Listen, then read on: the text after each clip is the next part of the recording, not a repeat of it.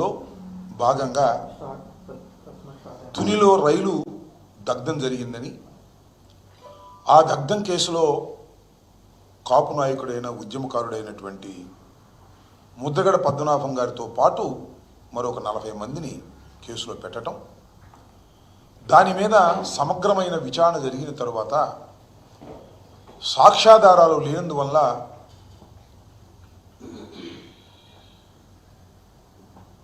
7th additional metropolitan magistrate court railway Vijayawada దాన్ని కొట్టివేస్తూ తీర్పునివ్వటం జరిగింది 1/5/2023న.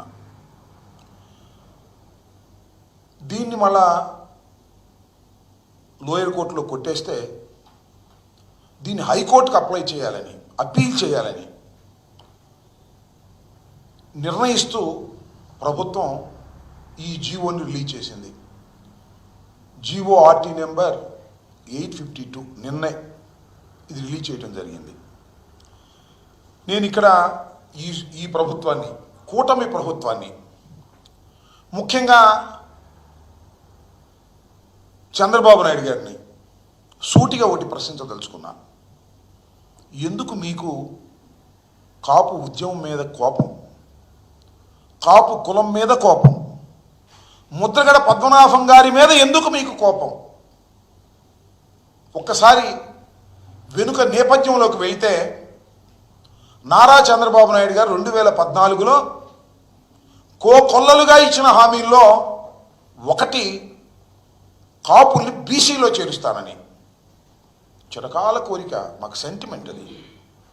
ఆంధ్ర రాష్ట్రంలో ఉన్నటువంటి కాపులు బీసీల్లో చేర్చమని అనేకమైనటువంటి ఉద్యమాలు చేసినటువంటి సందర్భాలు ఉన్నాయి. ఎవరు అడగల, ఉద్యమం కూడా చేయలే. అప్పుడు 2014లో నారా చంద్రబాబు నాయుడు గారు అధికారంలోకి రావడం కోసం అనేకమైన వాగ్దానాలు ఇస్తూ కాపుల్ని 6 మాసాల్లో నేను బీసీలో చేరుస్తాను కమిషన్ వేసేసి అని చెప్పటమే కాదు, మేనిఫెస్టోలో పెట్టాడు.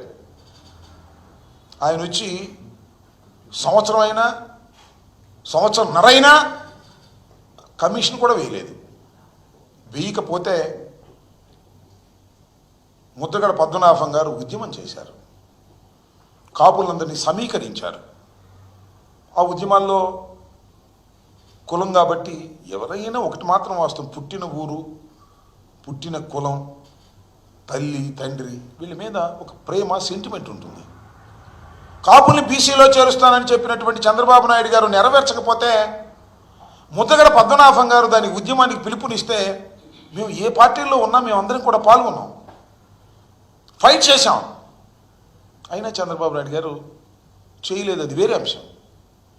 నేను ఇక్కడ మీకు గుర్తు చేస్తున్నా, ఉద్యమం చేసినప్పుడు ముద్రగడ పద్మనాభం గారు ఒక పిలుపు ఇచ్చారు, పళ్ళేలు కొట్టండి అని. గ్రామాల్లో సైతం కాపులు పళ్ళేలు కొడితే కేసులు పెట్టారు.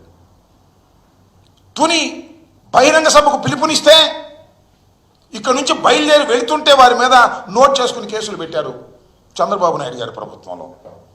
కొన్ని 100,000 కేసులు కాపుల మీద పెట్టారు. తరువాత తునిలో బహిరంగ సభ జరిగింది, పెద్ద ఎత్తున కాపు సమాజం అంతా వచ్చింది, కాపుల్ని బీసీలో చేర్చాలని గర్జించింది. అక్కడ ఒక సంఘటన జరిగింది.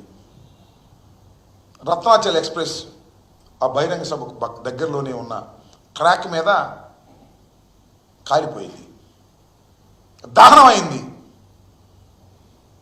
అది కాపులే తగలబెట్టారు అని చంద్రబాబు నాయుడు గారి ప్రభుత్వం కేసు పెట్టింది.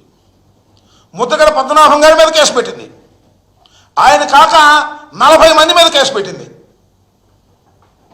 సరే, బాగానే ఉంది. ఆ తర్వాత వస్తా. ఆ తర్వాత ముద్రగడ పద్మనాభం గారు నిరాహార దీక్ష చేస్తుంటే ఆయన ఇంటి తలుపులు పగలగొట్టి తీసుకొచ్చి ఆసుపత్రిలో పెట్టారు. ఇవాళ కూడా మనం చూస్తున్నాం కదా, అరెస్ట్ చేస్తే ఎవరు మాట్లాడడానికి వీల్లేదు, ఎవరు కలవడానికి వీల్లేదని ఈ విధంగా ఆంక్షలు పెట్టి ఇవాళ వైఎస్ఆర్ కాంగ్రెస్ పార్టీ నాయకులు అరెస్ట్ చేసినప్పుడు వేధిస్తున్నారు. ఆ రకంగా ముద్రగడ పద్మనాభం గారికి పేపర్ కూడా వెళ్ళలేదు, సెల్ కూడా మాట్లాడనివ్వలేదు, టీవీ కూడా చూడనివ్వలేదు. అలా నిర్బంధిస్తే కుమిలిపోయాడు. నేనప్పుడు గుర్తు చేస్తున్నా,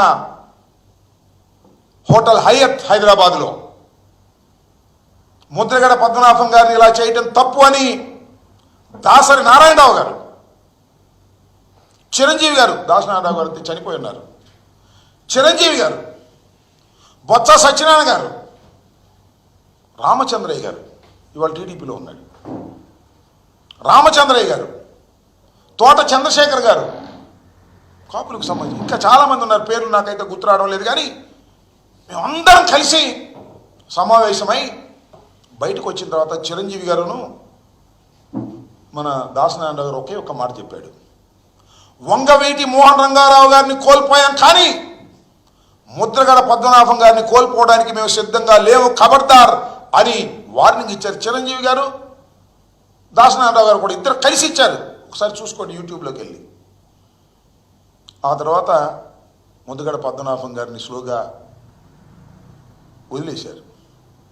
ముద్రగడ పద్మనాభం గారు తీసుకొచ్చేటప్పుడు వాళ్ళ భార్యని ఇష్టం వచ్చినట్టు తిట్టారు, కొడుకుని ఇష్టం వచ్చినట్టు కొట్టారు. ఎందుకు ఈ కక్ష నాకు అర్థం కాలే.